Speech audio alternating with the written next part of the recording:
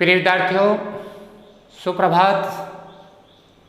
आज हम हिंदी साहित्य की मुख्य पुस्तक अंतरा भाग 2 की कविता नंबर 6 या पाठ नंबर 6 जो काव्यखंड का है, इसमें 2 कविताएं हैं। पहली कविता का नाम है वसंत आया और दूसरी है तोड़ो। वसंत आया कविता के बारे में हम पढ़ेंगे। कवि हैं रघुवीर सहाय। ये कविता भी बच्चों हमारे लिए एक संदेश लेकर आई है। हर कविता में आप देख रहे हैं कि हमें इन कविताओं के माध्यम से किसी कविता में भारतीय संस्कृति की, किसी कविता में भारत के पौराणिक इतिहास की, किसी कविता में भारत के सौंदर्य की कुछ न कुछ झलक हमें जरूर दिखाई देती है। आज जो कविता है वसंत, जैसा कि नाम है आप सभी जानते हैं, ये एक ऋतु का नाम है। और भारत में जो हमारे हिंदी महीने हैं वो आती है बसंत, फागुन और चैत्र में। इस कविता में कवि ने वसंत आगमन के बारे में हमें जगाने की चेष्टा की है, या दूसरा मैं ये कह सकता हूँ कि कवि है वो आज का जो जीवन है आधुनिकता की अंधी दौड़ में शामिल है, शहरी जीवन संस्कृति से भी बहुत ज़्यादा प्रभावित है, भौतिक संसाधनों का बहुत ज़्यादा उपयोग होने लगा है। और इसके साथ साथ यदि मैं ये कहूँ कि व्यक्ति या मनुष्य है वो आत्म केंद्रित हो गया, सिर्फ अपने तक सीमित हो गया, अपना स्वयं परिवार तक मुश्किल से पहुंच पाता है। तो कवि ने यहाँ ये बताया है कि भारतीय संस्कृति ये कहती है कि उसे भारतीय संस्कृति का भी ज्ञान होना चाहिए, उसे भारतीय धर्मों की, संप्रदायों की, मौसम की, और मौसम में आ जाती है ऋतु। और ऋतु हमारे भारत में 6 मानी गई है: गर्मी, सर्दी, वर्षा, हेमंत, शिशिर और वसंत। तो ये जो कविता है वसंत आया, अब वसंत तो आ जाता है लेकिन हम प्रकृति से इतने दूर हो गए कि हमें ये पता ही नहीं चलता कि वसंत का आगमन कब होता है। जबकि वसंत आगमन के संकेत स्वाभाविक रूप से परिवर्तन को दर्शाते हैं। अब हमारा उनकी तरफ ध्यान नहीं जाता, इसका मतलब हम प्रकृति से दूर होते जा रहे हैं। तो इस कविता का जो पहला पद्यांश है, इस पद्यांश में कवि रघुवीर सहाय जी ने यही बताने का प्रयत्न किया है, हम भारतीयों को हमारी संस्कृति और प्रकृति से दूर नहीं होना चाहिए। हमें प्रकृति के बारे में अच्छी जानकारी होनी चाहिए, और वो कब होगी जब हम हमारे पूर्वज, हमारे दादाजी, हमारी दादी जी जो इस प्रकृति का अनुभव रखते हैं, ये उनके पास लर्निंग है, उन्होंने सीखा है, उन्होंने प्रकृति के परिवर्तनों को, प्रकृति से अपने आप को जोड़े रखा है। तो जब भी कोई परिवर्तन होता है तो उन्हें पता चल जाता है कि आज का मौसम कैसा होगा या आने वाले दिनों में प्रकृति में क्या परिवर्तन होने वाले हैं। लेकिन आज हम इन चीज़ों से अनजान होते जा रहे हैं। इसके पीछे कारण है कि हमें प्रकृति के अनुभवों का ज्ञान नहीं है, प्रकृति में होने वाले परिवर्तन हैं उनकी तरफ हमारा ध्यान नहीं है। तो आइए बच्चों, इसी से संबंधित आज हम इस कविता का जो पहला पद्यांश है, वसंत आया जो कविता है, उसमें थोड़ी सी ये जानकारी प्राप्त करते हैं। जैसे बहन दा कहती है, ऐसे किसी बंगले के किसी तरु अशोक पर कोई चिड़िया कूकी।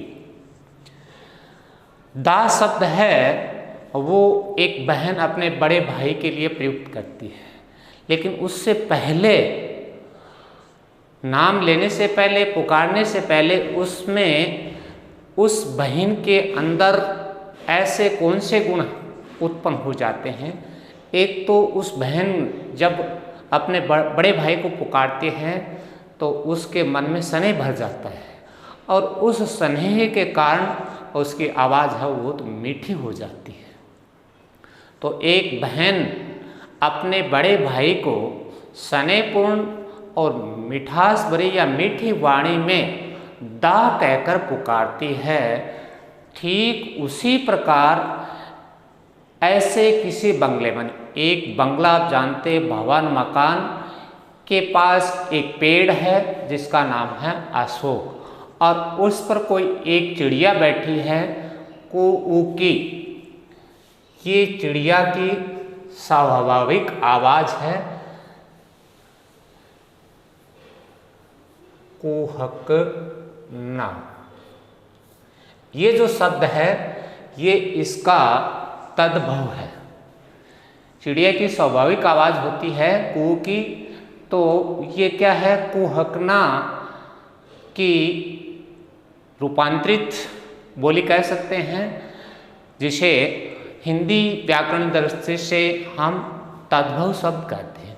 अब तद्भव शब्द कौन से होते हैं?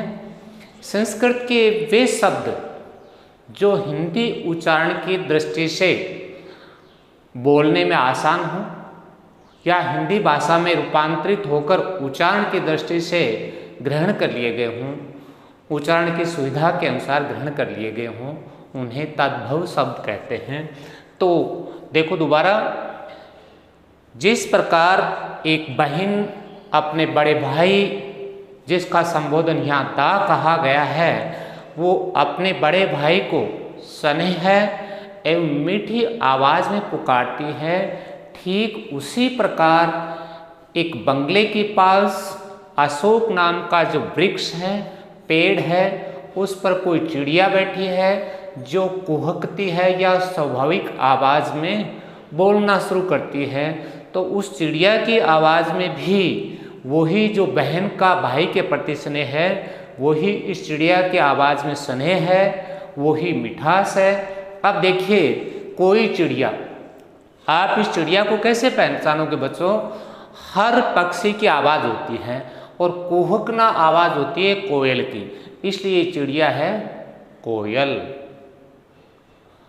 तो एक बात पुनः मैं आपको बता देता हूँ कि बंगले के पास अशोक नाम का जो वृक्ष है, उस पर एक चिड़िया, संभवतः वो कोयल है, वो अपनी मीठी वाणी और स्नेहपूर्ण भावना के साथ कुहकना शुरू करती है, बोलना प्रारंभ कर देती है।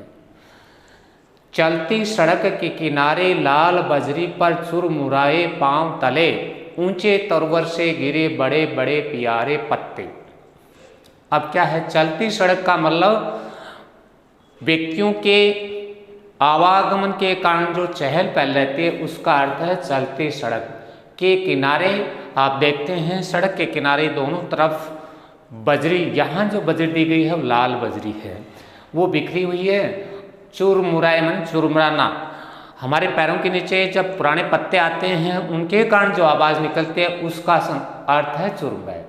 तो कवि कहता है व्यक्तियों के आवागमन के कारण और चहल पहल से भरी सड़क जिसके दोनों किनारों पर लाल बजरी बिखरी हुई है और उस पर क्या है, ऊंचे ऊंचे तरुवर कहते हैं पेड़ को, ऊंचे ऊंचे पेड़ों से गिरने वाले बड़े बड़े पियारे माने पीले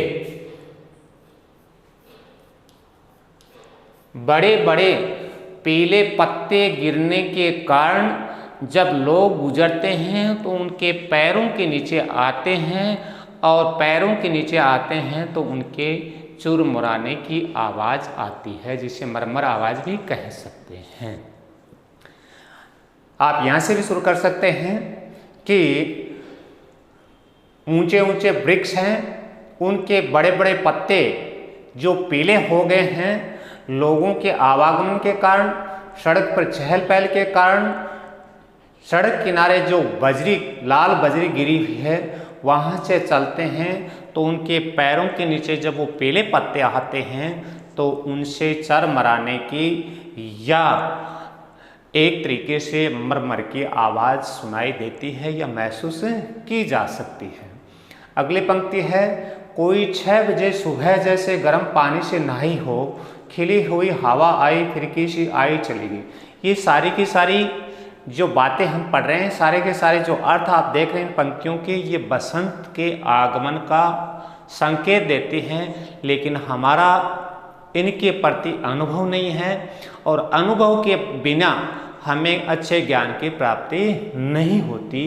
इसीलिए आगे कवि क्या कहता है, कोई 6 बजे यानी सुबह का जो समय होता है 6 बजे, सुबह जैसे गर्म पानी, उस वक्त जो हवा चल रही है उस हवा के लिए कवि कहता है ऐसा लगता है कि वो हवा जैसे हल्के गर्म पानी से नहा कर या स्नान करके आई हो, अर्थात गर्म पानी में से निकलती हुई हवा। पानी के संपर्क में जब हवा आती है तो उसमें आपको पता होना चाहिए उस हवा में ठंडा है तो ठंडाई का और गर्मी है तो गर्म पानी का एहसास सा हो जाता है। वही बात कवि ने कही है। तो सुबह सुबह 6 बजे भी हमें ये बसंत ऋतु के मौसम में हवा है वो भी संकेत दे देती है। फिर अगली पंक्ति, खिली हुई हवा आई, खिली हुई यानी आनंद से भरी हुई वो हवा आई, फिरकी सी आई और चलेगी। फिरकी आप जानते हैं दीपावली में एक आतिशबाजी का साधन होता है जिसको चलाते हैं तो वो घूमती है, जिसको चक्री भी कहते हैं। ठीक उसी प्रकार कवि ने कहा है कि वो आनंद से भरी हुई हिलोरे लेती हुई हवा आई, लेकिन फिरकी जो एक खिलौना होता है गोल घूमता है, ठीक उसी प्रकार गोल घूमकर वो चली गई। ये भी बसंत ऋतु के समय का एक संकेत है। ये तो हो गए बसंत ऋतु से जुड़ी हुई कुछ जानकारियाँ या अनुभव या जिसे अंग्रेजी में लर्निंग या सीखना कह सकते हैं। अब कवि क्या कहता है, ऐसे फुटपाथ पर चलते चलते कल मैंने जाना कि बसंत आया। इस प्रकार कवि कहता है फुटपाथ जो पैदल चलने का रास्ता होता है, फुट माने पैर होता है, पाथ में रास्ता। तो कवि कहता है कि इस प्रकार मैंने पैदल चलते चलते ये अनुभव किया, कल मैंने जाना कि बसंत। कल जब मैं पैदल चल रहा था तब मुझे पता चला कि बसंत आया है।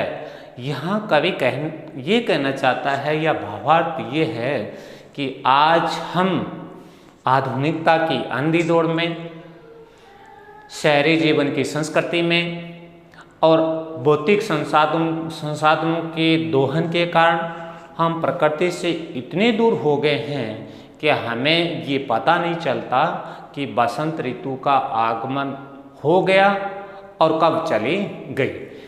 केवल बसंत ऋतु ही नहीं, ऋतुएं, कुछ ऋतुएं तो हम न जानते भी एहसास करा देती हैं। जैसे गर्मी आएगी आपको बताने की ज़रूरत नहीं है, आप महसूस करेंगे, जान जाएंगे। सर्दी आएगी तो ज़रूरत नहीं है, उसके संकेत तो अपने आप भीतर तक चले जाते हैं, हमें पता रहता है सर्दी आ गई।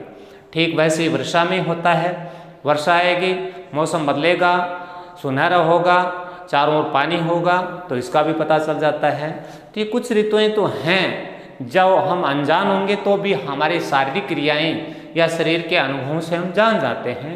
लेकिन कवि यहाँ वसंत के बारे में कह रहा है, तो वसंत आगमन का हमें पता इसलिए नहीं चलता बच्चों, क्योंकि हम हर ऋतु के अनुभवों को, गुणों को अच्छी तरह से जानते नहीं हैं। और यही बात कवि रघुवीर साय जी ने इन पंक्तियों के माध्यम से हमें बताई है कि ये कुछ संकेत हैं।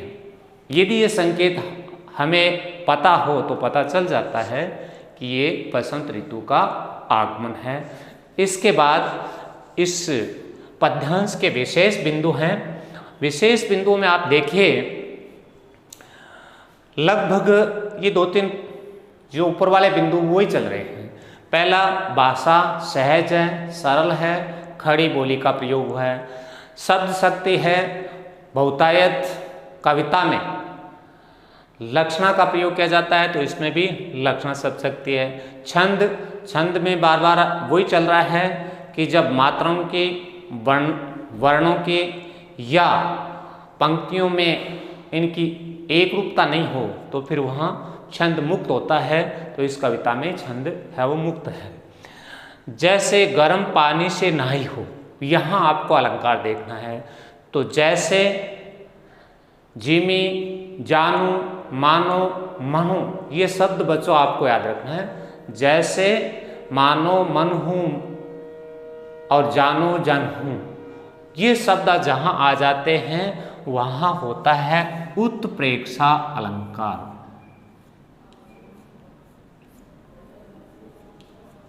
उत्प्रेक्षा अलंकार। अगला आपको साफ दिखाई दे रहा है, पै वर्ण की आवृत्ति है और है दोनों में प्रारंभ में, तो यहाँ कौन सा हो गया आपका अनुप्रास अलंकार। इसके बाद बड़े बड़े ये भी साफ दिखाई दे रहा है, एक शब्द की दोबारा पुनरावृत्ति है यानी दोबारा आ गया, तो ये होगा आपका